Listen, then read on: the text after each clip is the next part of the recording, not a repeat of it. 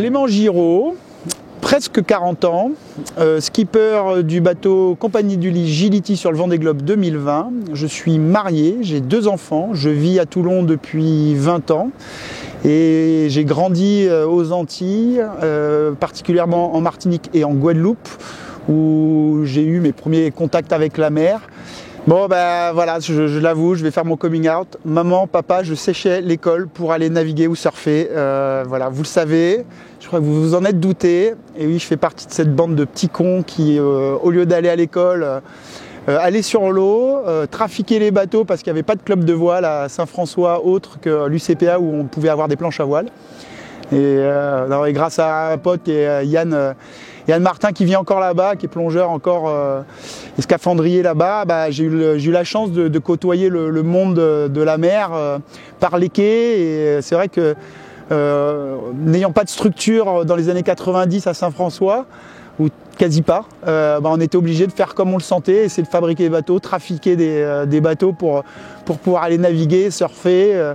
On aidait ceux qui n'avaient pas de connaissances à réparer les bateaux. Comme ça, après, on avait le droit d'aller naviguer avec leur bateau ou de le prendre pour partir un week-end à Petite Terre, à Marée Galante ou des choses comme ça.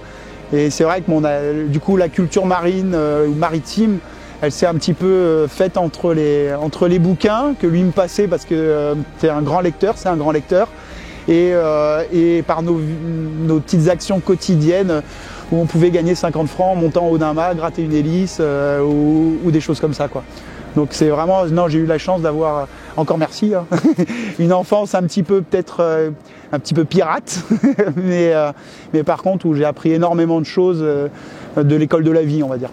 Je pense que les Tabarly et tous les grands, les Bourgnon, même si c'est pas fait vraiment le tour du monde, mais en tant que grand navigateur, on va dire, les Perron et toutes ces grandes familles m'ont vraiment donné envie, parce que aussi ils paraissaient être des gens normaux et simples, en fait. Et donc c'était pas nécessairement la catégorie de certains marins très bourrus, très renfermés. Non, c'était aussi des gens très ouverts d'esprit, très ouverts sur le monde.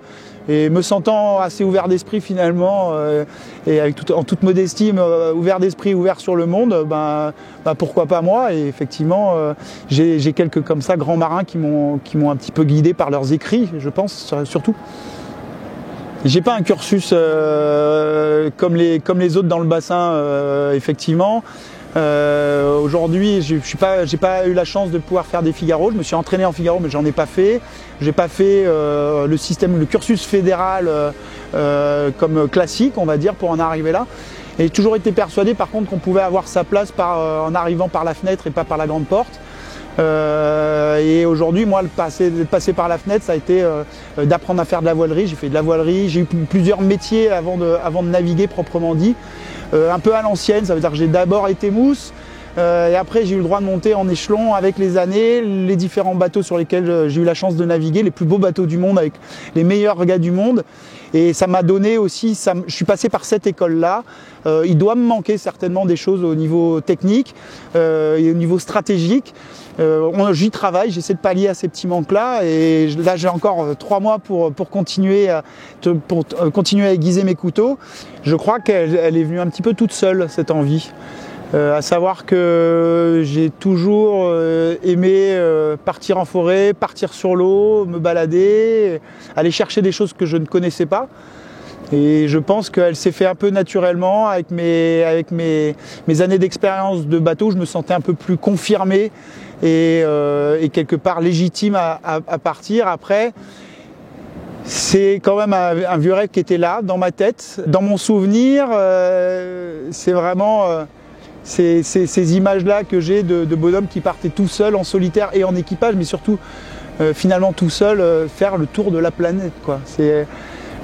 Je pense qu'avec l'expérience, mon savoir-faire sur un bateau, savoir ce que je veux, les limites du bateau, technique, mécanique, je suis un peu plus dans le jeu et plus légitime. Et là maintenant, j'ai le droit d'aller le faire, quoi.